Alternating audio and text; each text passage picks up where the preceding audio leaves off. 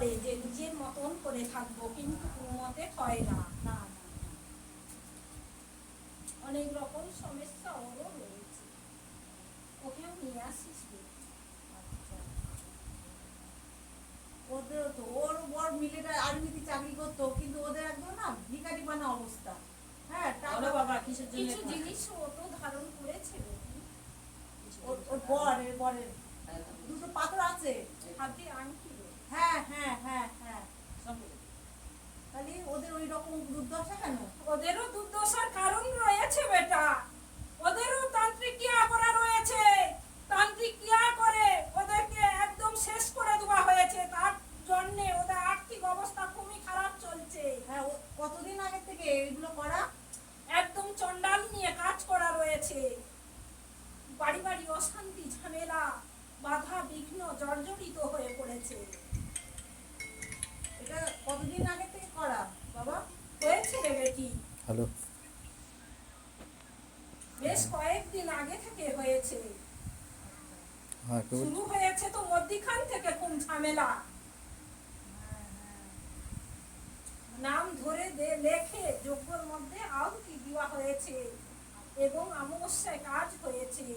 চন্ডালকে মদ মাতাল করে কাজগুলো করা হয়েছে, তার ফলে ওদের ভালো সব কাজ চলে গেছে। হ্যাঁ হ্যাঁ কোনো চাকরি মিলিটারি না তো আর্মিতে তো আসলেই তো চাকরি হয়, ওর কোনো চাকরি নেই 3 বছর, কোনো রকমে মানে পেনশনের টাকায় কোনো রকমে দিন যাপন করছে।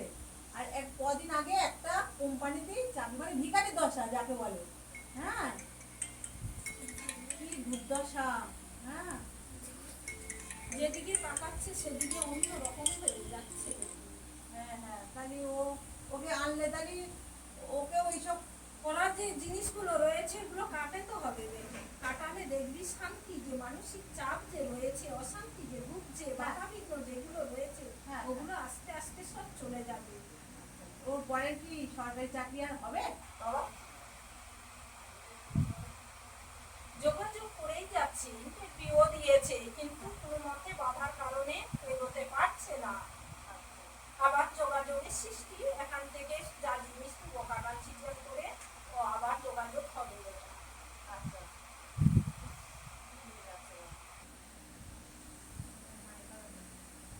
শিবপ্রা দাসের কথা একটু বলেন।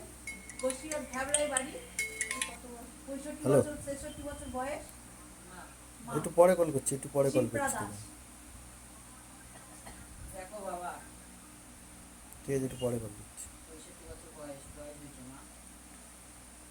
বাবা দেখ শরীর ভালো থাকে না, শরীর ভালো থাকে না, গা হাত পা ব্যথা থাকে।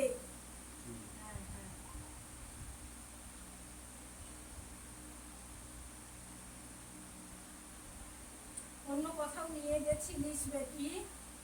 কদিন আগে তো হচ্ছে হচ্ছে কি অবস্থা, সে ভূতে পেয়েছিল বাবা 1 মাস আগে। হ্যাঁ অন্য কোথাও বলছি। নিয়ে গিয়ে ওকে তাবিজ ধারণ করিয়েছে। হ্যাঁ হ্যাঁ হ্যাঁ এখন হ্যাঁ হ্যাঁ আগের থেকে এখন আছে। হ্যাঁ হ্যাঁ হ্যাঁ হ্যাঁ বাবা একদম তো বিছনা সজ্জা হয়ে গিয়েছিল।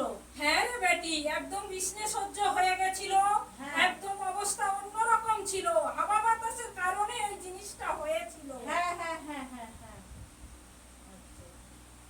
ডাক্তারও দেখিয়েছিস হ্যাঁ। এবং তান্ত্রিক ক্রিয়াও করেছিস। তুই বাবার জল নিয়ে যাবি আর তাবিজ ধারণ করে দিবি, মাথার ওষুধ তো মাথা ঘুরিতে, গায়ে এনার্জি থাকে না, হ্যাঁ। শরীর অসুস্থ, খাওয়া দাওয়া ঠিক করতে পারে না, ঠিক হয়ে যাবে। আচ্ছা বাবা। জয় জয় মা, তারা মা।